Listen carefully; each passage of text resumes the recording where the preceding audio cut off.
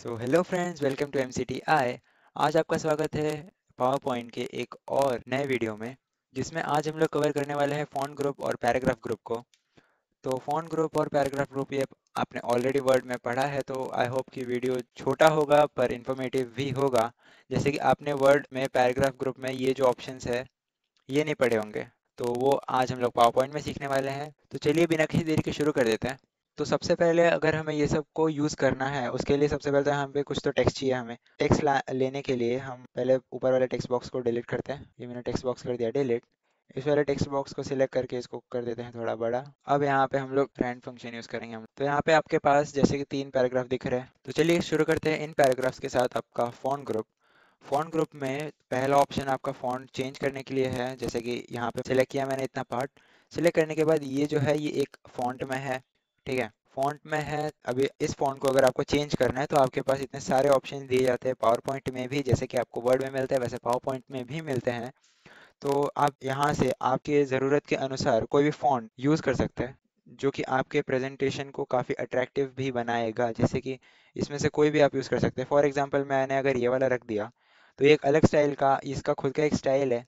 जैसे कि टी को आप देख सकते हैं थोड़ा सा स्टाइलिश वे में लिखा है इस फॉन्ट में। तो ऐसे ही आपको कितने भी फॉन्ट अगर चाहिए तो आप यहाँ से चेकआउट कर सकते हैं। चेक करने के बाद आपको जो सूटेबल लगे आपके प्रेजेंटेशन के अकॉर्डिंग उस चीज़ को रखें, ठीक है। ये है आपका फॉन्ट। तो अब इसमें आप जो वर्ड में हम लोग यूज़ करते थे शॉर्टकट कीज फॉन्ट के लिए कंट्रोल शिफ्ट एफ, हम लोग यहाँ पे यूज़ नहीं कर सकते। तो आगे बढ़ते हैं अपने दूसरे ऑप्शन के साथ, जो कि है फॉन्ट साइज़। फॉन्ट साइज़ मतलब ऑब्वियसली आपको समझा ही होगा, तो फिर से मैं आपको बता ही देता हूँ स्टिल कि आपने ये सिलेक्ट किया। सिलेक्ट करने के बाद यहाँ से आपको चेंज करना है आपका साइज़। साइज भी मैटर करता है आपके प्रेजेंटेशन में कि आपने कौन से पार्ट को कितने साइज का रखा है, सो दैट पूरे स्लाइड में आपका जो कंटेंट है वो किस अट्रैक्टिव वे में प्रेजेंट किया जा रहा है, ठीक है। तो आपको जितना साइज चाहिए आप वहाँ यहाँ से सिलेक्ट करके यूज़ कर सकते हैं। जैसे कि मैं अगर 16 रखता हूँ तो ये रहा 16। अब अगर मुझे इसका फॉन्ट अपने हिसाब से बढ़ाना है, जैसे आपको ये जो ऑप्शन दिख रहा है ये ए कैपिटल है और उसके ऊपर एक अपवर्ड एरो है, ये कैपिटल ए है, इसके ऊपर एक डाउनवर्ड एरो है। Control shift less than sign, control shift greater than sign है इसका शॉर्टकट की, ठीक है। इसका सिंपल यूज फॉन्ट साइज के लिए ही है, करके बता देता हूँ मैं आपको। जैसे कि आप अगर control shift greater than sign या फिर यहाँ से माउस से क्लिक करते हैं, जैसे मैंने यहाँ पे क्लिक किया, ये मैं क्लिक कर रहा हूँ, और अगर मैं control shift greater than sign भी ऐड कर रहा हूँ तो आप देख सकते हैं कि उसका फॉन्ट बढ़ते ही जा रहा है, ठीक है। सेम वे अगर मैं यहाँ से सिलेक्ट किया है मैंने ऑलरेडी, इसको छोटा करता हूँ, आप यहाँ पे देख सकते हैं कि आपका जो नंबर है वो डिक्रीज हो रहा है धीरे धीरे। तो मैं यहाँ पे शॉर्टकट की भी यूज़ करके दिखा देता हूँ, जैसे control shift less than sign. देख सकते हैं कि वर्क कर रहा है। तो आई होप आपको ये जो 4 ऑप्शन है वो इसको समझा होगा। तो चलिए आगे बढ़ते हैं, बोल्ड से शुरू करते हैं। बोल्ड का कंट्रोल प्लस बी आपका शॉर्टकट की है, तो यहाँ पे सिलेक्ट किया मैंने। सिलेक्ट करने के बाद मैं यहाँ पे बोल्ड का ऑप्शन पे क्लिक कर रहा हूँ। जैसे मैंने क्लिक किया आप देख सकते हैं थोड़ा डार्क हो गया कंपैरेटिवली। आप देख सकते हैं इससे ज़्यादा डार्क ये है, और इसका थोड़ा विड्थ भी इंक्रीज हुआ है पर लेटर, ठीक है। सिलेक्टेड टेक्स्ट को थोड़ा हाईलाइट करके दिखा सकते हो बोल्ड का ऑप्शन यूज़ करके। आगे बढ़ते हैं इटैलिक ऑप्शन पे। इटैलिक मतलब आपका जो सिलेक्टेड पार्ट है वो थोड़ा टिल्टेड दिखेगा। जैसे कि आप देख सकते हैं एकदम स्लाइटली टिल्टेड है। सेम वे अगर आप सिलेक्टेड टेक्स्ट को अंडरलाइन करना चाहते हो तो वो भी कर सकते हो। ये हो गए आपके बोल्ड, इटैलिक एंड अंडरलाइन के ऑप्शन। कंट्रोल प्लस यू इसका शॉर्टकट की है, इसका कंट्रोल प्लस आई शॉर्टकट की है। आई होप आपको ये 3 ऑप्शन भी ठीक से समझे होंगे। ये एक नया ऑप्शन इसके आगे आता है जो कि है शैडो का ऑप्शन, जो आपके वर्ड में नहीं दिखता आपको, ठीक है। तो इसके लिए मैं ये थर्ड वाला पैराग्राफ ले लेता हूँ। इसको मैंने सिलेक्ट किया और ये मैंने किया टेक्स्ट शैडो।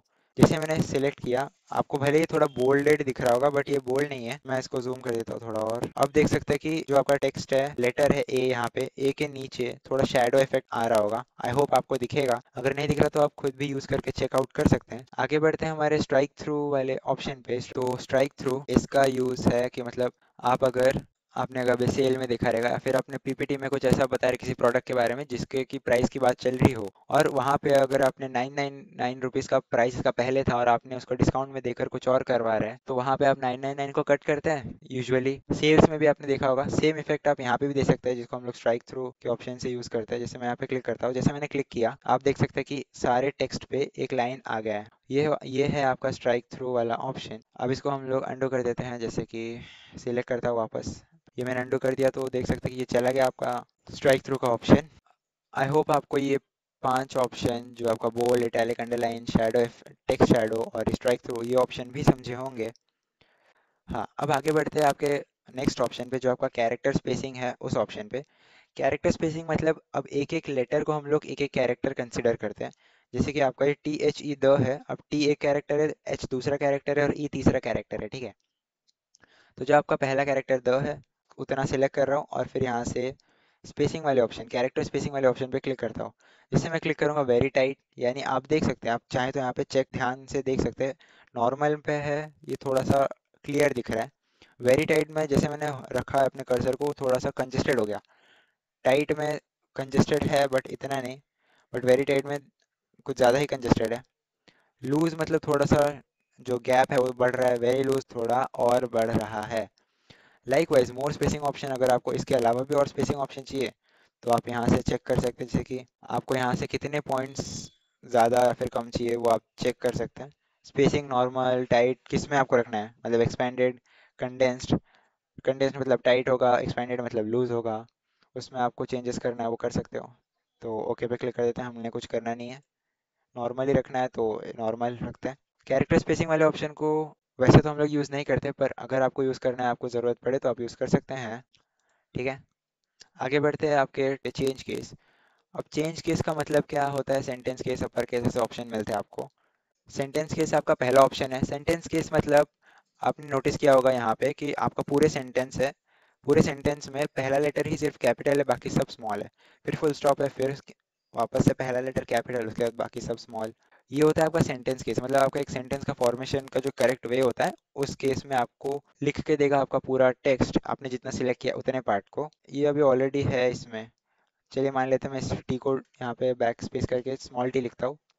इस वाले टी को भी बैक स्पेस करके स्मॉल टी। ये लास्ट वाले टी को भी बैक स्पेस करके स्मॉल टी। अब देख सकते हैं मैंने अभी लिखा है। अब जैसे मैं इसको पूरा सिलेक्ट करके यहाँ से सेंटेंस केस पे क्लिक करता हूँ, देख सकते हैं नॉर्मल हो गया, मतलब कैपिटल कैपिटल एंड कैपिटल। एक सेंटेंस का करेक्ट वे जो होता है उस फॉर्म में ये आ चुका है, ठीक है। तो ये होता है आपका सेंटेंस केस। आगे बढ़ते हैं लोअर केस। लोअर केस में मैंने सिलेक्टेड ऑलरेडी रखा हुआ था, तो आपका सारा जो कुछ भी है, जहाँ पे भी आप देख सकते हैं कैपिटल कैपिटल लिखा हुआ था वो सब स्मॉल हो रहा है। अपर केस में सारे वर्ड, सारे लेटर कैपिटल लेटर में शो हो रहे हैं। कैपिटलाइज ईच वर्ड मतलब हर वर्ड का जो स्टार्टिंग का लेटर है सिर्फ उतना कैपिटल होगा, बाकी बाकी लेटर्स पर वर्ड स्मॉल ही रहने वाले हैं, ठीक है। टोगल केस मतलब देख लेते हैं। पहला लेटर मतलब कैपिटलाइज ईच वर्ड का टोटली ऑपोजिट, पहला लेटर स्मॉल बाकी सब कैपिटल, ठीक है। तो आई होप आपको ये पांचों केस भी समझे होंगे। अब बढ़ते हैं आपके टेक्स्ट हाईलाइट वाले ऑप्शन पे। टेक्स्ट हाईलाइट का मतलब क्या होता है कि इतना मैंने सेलेक्ट किया मान लीजिए और मैं यहाँ पे क्लिक करता हूँ, तो देखिए एक ब्लू कलर का हाईलाइट इसके बैकग्राउंड में शो हो रहा है आपको। आपके जितने भी टेक्स्ट आपने सेलेक्ट किया उतना पूरा ब्लू कलर के ऊपर लिखा हुआ ऐसा दिख रहा है। ये मैंने वापस सेलेक्ट किया और यहाँ से चेंज कलर कर दिया। कोई भी कलर जो मुझे पसंद आ रहा है मैं वो कर दूंगा। जैसे कि मुझे अगर ऐसा रखना है ऐसा भी रख सकता हूँ, ग्रीन रखना है ग्रीन रख सकता हूँ, येलो रखना है येलो रख सकता हूँ, तो मैं येलो रखता हूँ, ठीक है। इफेक्ट आएगा, मतलब उतना पार्ट हाईलाइट होके दिखेगा, जो भी पढ़ रहा होगा सबसे पहला जो फर्स्ट ग्लैंस बोलते हैं ना, फर्स्ट ग्लैंस उसी पार्ट पे जाएगा जितना आपने हाईलाइट करके रखा हुआ है। क्यों? बिकॉज वो सबसे अलग दिख रहा है। आप चेक कर सकते हैं ना, यहाँ से देखिए ये सब वाइट ब्लैक है, ब्लैक एंड वाइट है, और ये अचानक से कलरफुल आ रहा है। कलरफुल इफेक्ट में आपने लिखा हुआ है तो काफ़ी हाईलाइटेड दिख रहा है, काफ़ी अट्रैक्ट कर रहा है किसी भी रीडर का माइंड, ठीक है। तो ये होता है आपका टेक्स्ट हाईलाइटिंग। आगे बढ़ते इतने पार्ट को मैंने सेलेक्ट किया और ये है आपका फॉन्ट कलर। जैसे मैं सेलेक्ट करता हूँ इसका कलर चेंज हो जाता है रेड कलर में। रेड कलर के अलावा भी काफ़ी सारे ऑप्शंस आपको यहाँ पे दिख जाते हैं। इनके अलावा भी अगर आपको ऑप्शन चाहिए तो आप मोर कलर्स में आकर यहाँ से सिलेक्ट कर सकते हैं, आपके अकॉर्डिंग जो कुछ भी कलर आपको चाहिए वहाँ से। कस्टम में आके इस यहाँ से भी सिलेक्ट कर सकते हैं, लाइक यहाँ आपको ये जो ऑप्शन है इसको एरो को ऊपर नीचे करके आप यहाँ पे शेड देख सकते हैं, आपको कौन सा शेड चाहिए। जैसे कि अगर मैं यहाँ पे सिलेक्ट करके ओके पे क्लिक करूँगा और फिर वापस यहाँ पे आऊँगा, तो ये एक अलग सा रिसेंट कलर्स के अंडर एक अलग कलर बनता है, जिसको कि अगर मैं अप्लाई करना चाहूँ तो ये सिलेक्ट करता हूँ मैं। सिलेक्ट करने के बाद ये रिसेंट कलर में आकर क्लिक करता हूँ तो आप देख सकते हैं कि ये वाला शेड आ गया। भले ही मैंने रेड कलर यूज़ किया है बट ये वाला शेड का यूज़ किया है मैंने। लास्ट ऑप्शन जो है आई ड्रॉपर का। आई ड्रॉपर का मतलब क्या होता है कि मान लीजिए मैंने इसको सिलेक्ट करता हूँ, अब ये जो है मैं इस टेक्स्ट पे आया, मैं इस टेक्स्ट में आने के बाद मैंने यहाँ पे इसको क्लिक किया। ये वाइट अभी देख सकते हैं कि जो आपका ड्रॉपर है, ड्रॉपर के ऊपर एक बॉक्स दिख रहा होगा जिसमें कि कलर आ रहा है। अगर मैं प्रॉपर कलर पे रखूँ, अगर आपको यहाँ पे नहीं समझ रहा तो मैं यहाँ पे दिखा देता हूँ। ये ब्लैक ब्लैक पे रख रहा हूँ तो ब्लैक कलर आ रहा है, और अगर मैं येलो पे रख रहा हूँ तो येलो कलर आ रहा है, ठीक है, उसको मैं सिलेक्ट करूंगा और जहाँ पे मेरा कर्सर था, लाइक जम्प्स पे मेरा कर्सर ऑलरेडी था, तो वहाँ पे वो कलर अप्लाई हो जाएगा। ठीक है, अगर आपको नहीं समझा तो मैं वापस करके दिखा देता हूँ। मान लीजिए ये है, इसको पूरा ब्लैक कर देते हैं नॉर्मल। ये ब्लैक किया मैंने और मैं अपना कर्सर इस ब्राउन वाले वर्ड पे रखता हूँ, ब्राउन पे रखता हूँ। ठीक है, अब मैं आई ड्रॉपर का यूज़ करूँगा, यहाँ से आई ड्रॉपर, और यहाँ से आके येलो को पिक करता हूँ। येलो के अलावा अगर आप, हमने यहाँ पे शैडो इफेक्ट भी दिया था इस वाले पैराग्राफ को, तो वहाँ से भी आप देख सकते हैं थोड़ा सा ब्लैक और येलो का मिक्स शेड यहाँ पे देख सकते हैं आ रहा है। प्रॉपर ब्लैक भी नहीं आ रहा, प्रॉपर येलो भी नहीं आ रहा, तो ऐसे भी शेड आप चाहे तो ले सकते हैं। मैं यहाँ से येलो, प्रॉपर येलो ले रहा हूँ, मैंने सिलेक्ट किया। अब ध्यान से देखिए, जो ब्राउन वर्ड है वो येलो हो जाएगा, देख सकते हैं येलो हो गया। ठीक है, ऐसे ही आप किसी और कलर को, मतलब कहीं से भी पिक्चर में से हो, पिक्चर में से आप कलर को पिक करके जहाँ पे आपने अपना कर्सर रखा है वहाँ पे अगर पेस्ट करना चाहे तो ऐसा इस आई ड्रॉपर ऑप्शन का यूज़ कर सकते हैं। तो आई होप आपको आई ड्रॉपर का क्या केस है वो भी समझा होगा। आगे बढ़ते हैं आपके फॉन्ट ग्रुप के लास्ट ऑप्शन की तरफ, जिसका नाम है क्लियर फॉर्मेटिंग। क्लियर फॉर्मेटिंग, अब इसका सिंपल क्या यूज़ है, मैं इतना पूरा सिलेक्ट करता हूँ, सिलेक्ट करके यहाँ पे क्लिक कर रहा हूँ। आई होप ये एक्सप्लेन करने की भी ज़रूरत नहीं, क्योंकि आपके सामने जो भी है आपका आउटपुट वो आपके सामने है कि आपके जितने भी फॉर्मेटिंग हमने किए थे वो सब डिलीट हो चुके हैं, और जैसा नॉर्मल था आपका पहला एकदम डिफ़ॉल्ट पैराग्राफ हमने जो लिया था जैसा था वैसा आ गया है। ठीक है, तो क्लियर फॉर्मेटिंग का सिंपल यूज़ इतना ही है। फॉन्ट ग्रुप यहाँ पे आपका ख़त्म होता है। उम्मीद करता हूँ आपको इतना पूरा समझा होगा। तो आ जाते हैं आपके पैराग्राफ ग्रुप की तरफ। पैराग्राफ ग्रुप में आपको पहला ऑप्शन जो दिख रहा है वो है आपका बुलेट्स। बुलेट्स अभी आपके सामने ही देख सकते हैं कि 3 पैराग्राफ है। 3 पैराग्राफ को अगर आपको ऐसा बोलना है, मतलब पॉइंट वाइज, अगर आप आंसर आपने लिखा होगा ना, आपके एग्जाम्स में कभी पॉइंट वाइज आंसर लिखा होगा, तो वहाँ पे 1 2 3 या फिर कोई ऐसा डिजाइन बनाते हैं आप लोग, जिसको आप यूज़ करते हैं आपके जो पॉइंट्स इनको सेपरेट करने के लिए, मतलब ये पहला पॉइंट है, दूसरा पॉइंट है, तीसरा पॉइंट, ऐसा। सेम वे अगर आप कहीं पे किसी पैराग्राफ को पढ़ रहे हैं, उस पढ़ रहे पैराग्राफ में भी ऐसा लिख के आता होगा कि, लिख के नहीं है, उस सिंबल आते हैं कुछ जिसको हम लोग डिफरेंशिएट करने के लिए यूज़ करते हैं पैराग्राफ्स वगैरह को भी यूजुअली। अगर आपको ऐसा नहीं समझ रहा तो मैं आपको करके दिखा देता हूँ। जैसे बुलेट्स वाले ऑप्शन पे मैं क्लिक करता हूँ, तो आप देख सकते हैं कि ये पहला पैराग्राफ, दूसरा पैराग्राफ, तीसरा पैराग्राफ, उन सब के सामने बुलेट मार्क आया है। ठीक है, अब यहाँ से जो डाउनवर्ड एरो उस पर सिलेक्ट करके आप यहाँ से आपके बुलेट मार्क को चेंज भी कर सकते हैं। जैसे टिक टिक मार्क का ऑप्शन है, चेक मार्क का, ये बॉक्सेस वाले ऑप्शन है, ये स्टार टाइप के ऑप्शन है, और ये सर्कल बट फिल नहीं होंगे रेड कलर से, सॉरी ब्लैक कलर से, ये स्क्वायर वाले ऑप्शंस, एरो, ऐसे ऑप्शंस आप चाहे तो सिलेक्ट कर सकते हैं।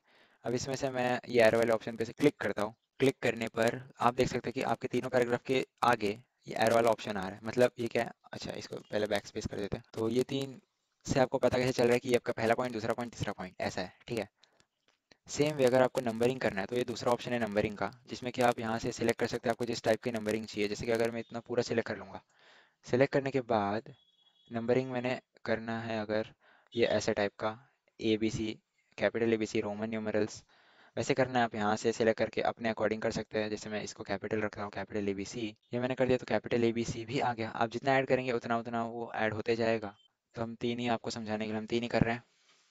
आगे बढ़ते हैं आपके डिक्रीज और लिस्ट लेवल और इंक्रीज लिस्ट लेवल। अब इसका क्या यूज़ होता है, मान लीजिए ये आपका पहला पॉइंट है, दूसरा पॉइंट है, दूसरा पॉइंट ये पॉइंट नहीं है, ये इसका सब पॉइंट है, ये पॉइंट भी इसके अंदर आता है। तो मैं यहाँ पे इंक्रीज इंडेंट करूंगा। जैसे इंक्रीज इंडेंट करूंगा, ए के अंडर ए आता है, बस ये थोड़ा बोल्ड है, थोड़ा बोल्ड नहीं है, तो ठीक है, देख सकते हैं ए के अंदर ही ए आता है। लाइक वाइज मैं और अगर आगे लूंगा तो ये ए के अंडर वाले ऑप्शंस ऐसा शो होता है। यहाँ पे मल्टी लेवल लिस्ट है नहीं, बट यहाँ पे आप चाहे तो चेंज कर सकते हो। जैसे इसको अगर मैं यहाँ से सिलेक्ट करके ये दे देता हूँ, तो ए के अंदर स्मॉल है, ये ए का सब पॉइंट स्मॉल है। ठीक है, इसको अगर नॉर्मल रखना चाहे, फिर कोई ऑलरेडी सब पॉइंट में है उसको आपको अगर पॉइंट बनाना है तो आप डिक्रीज इंडेंट का यूज़ कर सकते हैं, जैसे मैं यहाँ पे कर रहा हूँ। तो आप देख सकते हैं ये बी में आ गया। ठीक है, ये होता है इंक्रीज और डिक्रीज इंडेंट वाले ऑप्शंस। आगे बढ़ते हैं आपके लाइन स्पेसिंग वाले ऑप्शन पे। सबसे पहले तो इनको निकाल देते हैं। अगर आपको निकालना हो तो जहाँ पे आपने सेलेक्ट किया था उसके ऊपर वापस क्लिक करना है, वो चला जाएगा, जैसे कि अभी मैंने किया। तो ये आता है लाइन स्पेसिंग का ऑप्शन। लाइन स्पेसिंग, इसका सिंपल मतलब ये है कि आपके दोनों लाइंस के बीच में जितना स्पेस है वो इंक्रीज हो जाएगा। चेक कर लेते हैं। जैसे आप देख सकते हैं 1.5 पे जैसे मैंने अपने कर्सर को रखा, पहले लाइन, दूसरी लाइन, तीसरी लाइन के बीच गैप काफ़ी बढ़ गया। अगर मैं आगे बढ़ाऊँ तो आगे बढ़ते ही जा रहा है गैप्स। लाइन स्पेसिंग के ज़्यादा ऑप्शंस भी आपको मिल जाते हैं। कुछ और ऑप्शंस, इंडेंशन, ये आपका इंडेंट का होता है, ये स्पेसिंग का होता है। बिफोर मतलब लाइन जो आपने सेलेक्ट किया उसके ऊपर का, आफ्टर मतलब जो लाइन आपने सेलेक्ट किया उसके नीचे का। ठीक है, तो ये ऑप्शंस आप यूज़ करके देख सकते हैं। हम नॉर्मल लाइन स्पेसिंग को रखते हैं 1 पे, रख दिया मैंने। ठीक है, लाइन स्पेसिंग वाले ऑप्शन को क्लियर करने के बाद आगे बढ़ते हैं अलाइनमेंट की तरफ। अलाइनमेंट लेफ्ट मतलब अभी आप देख सकते हैं कि आपका जो पैराग्राफ्स है वो एक अलाइनमेंट में नहीं, मतलब किसी एक पॉइंट से शुरुआत नहीं हो रही उन सबका। ये जो पहला वाला कैपिटल है वो थोड़ा आगे है, ये दूसरा वाला जो स्मॉल है वो थोड़ा पीछे इस तरफ है, left side. Same same way यहाँ पे है, ठीक है। तो मैं अब ये ऐसा क्यों है, क्योंकि ये सेंटर अलाइनमेंट में है। देख सकते हैं ये जो already selected part dark part है वो सेंटर अलाइनमेंट में है, इसलिए जैसे ही मैं इसको लेफ्ट अलाइनमेंट पे क्लिक करता हूँ देख सकते हैं सब एक लाइन से सिलेक्ट, सब एक लाइन से आ रहे हैं। ऐसा सिर्फ इसमें क्यों हुआ, क्योंकि मेरा कर्सर यहाँ पे है। अगर मैं पूरा सिलेक्ट कर लूँ, सेलेक्ट करने के बाद ही इसको क्लिक करूँ तो आप देख सकते हैं पूरा एक लाइन में आ गया, भले ये साइड ना आए बट ये साइड आ रहा है। क्यों? बिकॉज वो लेफ्ट अलाइनमेंट है। अगर मैं राइट अलाइनमेंट करूँ तो ये साइड सब एक लाइन में आ रहा है और यहाँ पे चेंजेस हो रहे हैं। अगर मुझे दोनों भी एक साइड चाहिए तो जस्टिफाई का ऑप्शन है मेरे पास, जिससे कि ये देखिए ओवर और फॉक्स ये दोनों एक लाइन में आ रहा है, ये अपने एक लाइन में आ रहा है क्योंकि इसके आगे है ही नहीं कुछ। डॉग और ये डॉग ये दोनों सेम लाइन पे आ रहे हैं, ये डॉग और ये डॉग तीनों सेम लाइन में आ रहा है, और ये सब एक लाइन में और ये भी एक लाइन में, मतलब दोनों तरफ से सब लाइन वाइज आ जाता है। तो ये आपके अलाइनमेंट्स के ऑप्शन। सेम अलाइनमेंट का ऑप्शन अलाइन टेक्स्ट के ऑप्शन में भी यूज होता है, बट अगर आपने कभी एक्सेल यूज़ किया रहेगा या फिर एक्सेल आपको पता होगा उसमें आप चेक कर सकते हैं। तो इसको हम लोग बताएंगे, मतलब मैं बताऊंगा जब मैं इस पे आऊँगा तब बता दूंगा। फिलहाल हम लोग आते हैं नेक्स्ट ऑप्शन पे जो हमारा है कॉलम्स का ऑप्शन, ऐड और रिमूव कॉलम्स। कॉलम्स आपको समझा ही होगा, जैसे ये नाम है, मतलब नाम को पढ़ के ही समझ गया होगा आपको। जैसे मैं सिलेक्ट कर रहा हूँ यहाँ पे डाउनलोड एरो पे, आपके पास कुछ ऑप्शंस आ रहे हैं। जैसे पहला कॉलम वन कॉलम है, टू कॉलम से मुझे अपने पूरे पैराग्राफ को डिवाइड करना है। जैसे देख सकते हैं आप, ये पहला कॉलम है, दूसरा कॉलम है, ठीक है। भले यहाँ पे कुछ स्पेसिंग नहीं है क्योंकि शायद इसमें जगह जगह कम है, ये मैं थोड़ा जगह बना देता हूँ। ठीक है, ये बनाया मैंने। अब आते हैं अपने कॉलम्स वाले ऑप्शन पे, ये टू कॉलम्स मैं करता हूँ। अब देख सकते हैं कि थोड़ा सा समझ रहा है कि हाँ भाई ये सेकंड कॉलम है, पहला कॉलम है। थ्री कॉलम्स पे करता हूँ तो ये पहला कॉलम, ये पूरा पहला कॉलम है, ये दूसरा कॉलम है और ये तीसरा कॉलम है। यहाँ पे स्पेस की कमी होने की वजह से शायद आपको समझ नहीं रहा होगा, बट ये कॉलम्स में डिवाइडेड होता है, ठीक है। मोर कॉलम्स वाले ऑप्शन पे अगर आपको जितने नंबर ऑफ कॉलम्स चाहिए आपके टेक्स्ट को सेपरेट आउट करने के लिए, उतने नंबर ऑफ कॉलम्स यहाँ से सिलेक्ट कर सकते हैं। हाँ, ये एक ऑप्शन स्पेसिंग का ऑप्शन जो आपको यहाँ पे नहीं दिख रहा है। स्पेसिंग मतलब आपके कॉलम, दो कॉलम के बीच कितना गैप आना चाहिए। जैसे कि अब मैं जैसे इंक्रीज कर देता हूँ यहाँ पे 6 का गैप, ओके पे क्लिक करता हूँ, अब देख सकते हैं कि आपका जो कॉलम है ठीक से सेपरेट होकर आ रहा है। ठीक है, ये देखिए, ये पहला दूसरा तीसरा, अब आपको ठीक से समझ रहा है। पर अगर मैं इसको जीरो कर दूँ तो, जैसे मैं इसको जीरो करता हूँ डिक्रीज कर करके, ओके पे क्लिक करो तो ऐसा कंजेस्टेड हो रहा है, कुछ समझ नहीं रहा कि पहला कॉलम है, मतलब तीन कॉलम है भी या बस ऐसे ही ऑप्शन दे दिया है। ठीक है, बढ़ाते हैं 6 कॉलम की तरफ और ये भी 0.6 रख देते हैं। 0.6 के गैप में आपका 6 कॉलम्स रेडी हो चुका है, पहला दूसरा तीसरा चौथा पांचवा और ये छठवा। ठीक है, ऐसे आपको डिवीजन मिल रहा है आपके कॉलम्स का। तो आ जाते हैं अपने नॉर्मल पे, वन कॉलम पे, बेटर है। और स्पेसिंग को भी जीरो पे कर देते हैं, 0.6 से जीरो पे, सो दैट आपका सब कुछ नॉर्मल हो जाए। सो ये सारे ऑप्शंस आई होप आपको समझे होंगे। आगे बढ़ते हैं आपके टेक्स्ट डायरेक्शन वाले ऑप्शन पे। अब इतने पार्ट, इतने को समझने के लिए चलिए इतना पूरा मैं डिलीट कर देता हूँ, बैक स्पेस करके डिलीट कर दिया मैंने। डिलीट करने के बाद टेक्स्ट डायरेक्शन, अब इतना जो पूरा टेक्स्ट है इसको मुझे अगर अलग अलग स्टाइल में लिखना है, अलग अलग डायरेक्शन वाले स्टाइल में लिखना है, जैसे कि शो करता हूँ मैं। ये अपना हॉरिजॉन्टल नॉर्मल वे है, जैसे ये आप देख सकते हैं। रोटेट 90 डिग्री मतलब आप यहाँ पे चेक कर सकते हैं। ये देखिए ऐसे ऐसे आ रहा है, वो आगे पीछे नहीं गया। द क्विक से डॉग तक सब एक लाइन में आ रहा है, सब कुछ आपके इसमें। आप चाहें तो ये बढ़ा के दिखा सकता हूँ। रोटेट 270 डिग्री मतलब पूरा इस तरफ आ रहा है।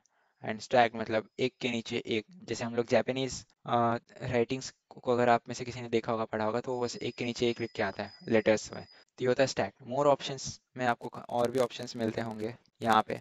ठीक है, रोटेट आपको कौन सा डायरेक्शन में करना है, राइट, वर्टिकल अलाइनमेंट राइट में करना है, डू नॉट ऑटो फिट नहीं होना चाहिए, मतलब इसके अंदर आना नहीं चाहिए आपका जितना भी टेक्स्ट है अपने आप जाएगा ऐसा। अगर मैं सिलेक्ट करूंगा तो ये बाहर भी जाएगा, इसके अंदर सब फिट नहीं आएगा। Shrink text on overflow, resize shape to fit and fit text, ऐसे बहुत से ऑप्शन आपको दिख जाते हैं जो कि जिनका आप यूज़ कर सकते हैं। ठीक है, आगे बढ़ते हैं अलाइन टेक्स्ट की तरफ। सबसे पहले तो इसको नॉर्मल कर लेते हैं। अलाइन टेक्स्ट को समझने के लिए आपके पास एक पैराग्राफ है पूरा, एक्सेल में भी होता है, एक्सेल के सेल्स में, पावर पॉइंट में भी आपको ये ऑप्शन दिया जाता है। जैसे कि अलाइनमेंट ये तो है कि मतलब लेफ्ट सेंटर राइट और जस्टिफाई, ये अलाइनमेंट होने के बावजूद और भी अलाइनमेंट है जो कि आपका टॉप मिडिल एंड बॉटम। जैसे मैं मिडिल पे एरो देख सकते हैं, आपके पूरे टेक्स्ट बॉक्स के मिडिल में आपका जो पैराग्राफ है वो आया है, और फिर बॉटम एकदम नीचे आया है। ठीक है, और भी ऑप्शंस आपको देखने मिलते हैं, जैसे कि यहाँ पे आपको जहाँ पे रखना चाहे वो रख सकते हैं। जैसे टॉप से अगर आपको हटा के middle, top centred, middle centred, bottom centred, ऐसे ऑप्शन भी आपको दिख रहे हैं। आप उनका यूज़ करके आपके टेक्स्ट को जहाँ पे रखना चाहे वहाँ पे रख सकते हैं। जैसे मैं यहाँ पे सिंपली यहीं पे रख रहा हूँ, अगर मुझे मिडिल में चाहिए चलिए मिडिल में रखता हूँ। ठीक है, ये मैंने मिडिल में रखा। अब कन्वर्ट टू स्मार्ट आर्ट, ये समझने के लिए हम लोग वापस से रैन फंक्शन का यूज़ कर लेते हैं। ये मैंने किया रैन फंक्शन को रन। रन करने के बाद कन्वर्ट टू स्मार्ट आर्ट। अब स्मार्ट आर्ट का मतलब क्या होता है कि diagrammatic representation of your content. मैं यहाँ से कोई भी आर्ट का टाइप सेलेक्ट कर सकता हूँ, जैसे ये आपका देख सकते हैं जो मेरा ये क्या है, बेसिक टारगेट। टारगेट वाले डायग्राम के अकॉर्डिंग आपका जो पूरा टेक्स्ट है, कंटेंट है, वो शो हो रहा है। ये मैंने सेलेक्ट किया तो देख सकते हैं ऐसा कंटेंट भले ही आपका सेम है, बिल्कुल कुछ डिलीट नहीं हुआ, स्टिल यहाँ से आप स्टाइल्स भी अलग अलग स्टाइल्स हैं वो चेंज कर सकते हैं। थोड़ा रियलिस्टिक दिख रहा है यहाँ पे। ठीक है, ये और भी ऑप्शंस है, ऐड शेप्स। अगर मुझे यहाँ पे कुछ और मतलब और लिखना है तो मैं ऐड बुलेट पे करूँगा। बुलेट वाले ऑप्शन पे मतलब बुलेट ये शो होगा, पर मुझे कुछ करना नहीं है तो मैं कुछ नहीं करूँगा। तो ये आप देख सकते हैं कि ऐसे ऑप्शंस आपको दिख रहे हैं। अब मैं यहाँ पे कंट्रोल जेड करके सब कुछ नॉर्मल कर देता हूँ, जैसा हम लोग का पहले था पैराग्राफ में। ठीक है, ये पैराग्राफ आ गया। अब ऐसे ही सिलेक्ट करने की भी जरूरत नहीं। आप यहाँ से जितने भी ऑप्शन चाहिए, जैसे मैं ये ऐसा सिलेक्ट करा तो आप देख सकते हैं कि थोड़ा हाईलाइटेड वे में आ रहा है, पॉइंट वाइज एक एक बॉक्स में आ रहा है। ये ट्री डायग्राम है। अब इसको मैंने कुछ स्पेसिफाई किया नहीं है तो ये ट्री डायग्राम आपको ठीक से समझेगा नहीं। ये भी ऑप्शंस है, जैसे कि यहाँ पे लिख के आ रहा है सब कुछ।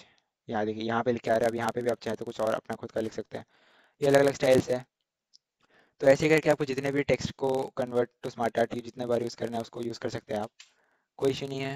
आई होप आपको ये सारे ऑप्शन समझे होंगे। सो आज के लिए बस इतना ही। Thanks for watching.